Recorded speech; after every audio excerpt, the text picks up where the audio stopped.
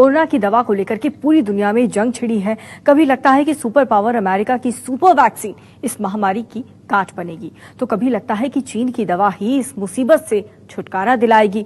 लेकिन अब रूस ने एक ऐसी दवा का औपचारिक ऐलान कर दिया है जो महज 4 दिनों में कोरोना को खत्म कर देती है। देखिए।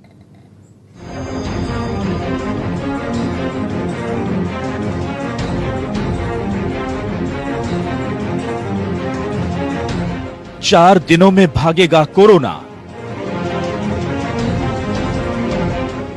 रूसी दवा से वायरस का दी एंड। रूसी सरकार ने दवा को दी मंजूरी।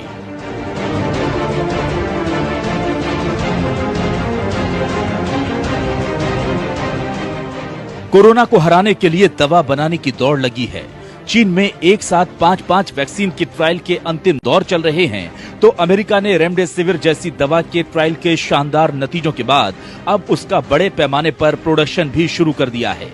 लेकिन इस दौड़ में अब तेजी से आगे आ गया है रूस।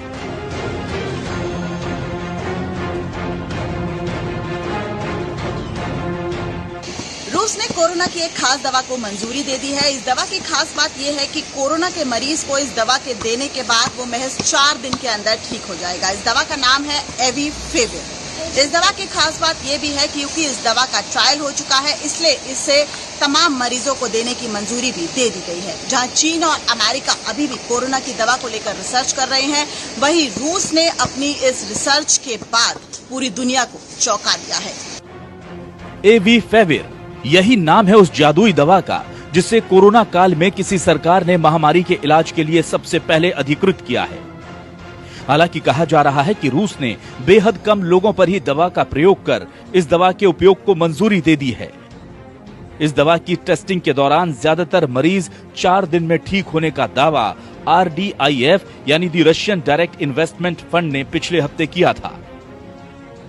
एविफाविर एक एंटीवायरल ड्रग है जिसका यूज़ रशिया में चालू हो गया है। इंडिया में इसकी क्लिनिकल ट्रायल चल रही है जो कि फेज 3 पे है। इसके बाद ये ड्रग मार्केट पे आ जाएगी जिसके काफ़ी एक्सीलेंट रिजल्ट्स हैं। ये RDRP एक प्रोटीन होता है जो कोविड में पाया जाता है, उसको इनहिबिट करता है। ये वैक्सीन को मार्केट में आने में कम से कम 12 से 18 महीने लग जाते हैं एंड होपफुली हम जल्दी एक वैक्सीन हमें प्राप्त होगी जो ज़्यादा साइड इफ़ेक्ट्स की नहीं होगी और बहुत ज़्यादा बेनिफिशियल होगी। RDIF का सार्वभौमिक अधिकार रखने वाली कमेटी ने मीडिया को बताया कि इस दवा का नाम एविफेविर है। ट्रायल के दौरान महज 4 दिनों में मरीज इससे ठीक हुए। ये दवा देश के कई भागों में उपलब्ध कराई जाएगी। दवा बनाने के लिए विदेशी निवेशकों की मदद ली गई है, जिसमें कैमरार कंपनी की 50% हिस्सेदारी है। रूस के अस्पतालों में इस दवा की सप्लाई भी शुरू कर दी गई है। रूस के सभी भागों में दवाई पहुंचाने का काम सरकार ने शुरू भी कर दिया है। पहले चरण में गुरुवार को 80 में से 7 राज्यों को दवा पहुंचाई गई। सरकार वहां के अस्पतालों में इस दवा का उपयोग करने को कह चुकी है। रशिया की दवाई बहुत ही एक्साइटिंग दवाई है एविफाविर नाम से, जो जापान में 2014 से यूज हो रही है सीरियस निमोनिया के लिए अविगान नाम से।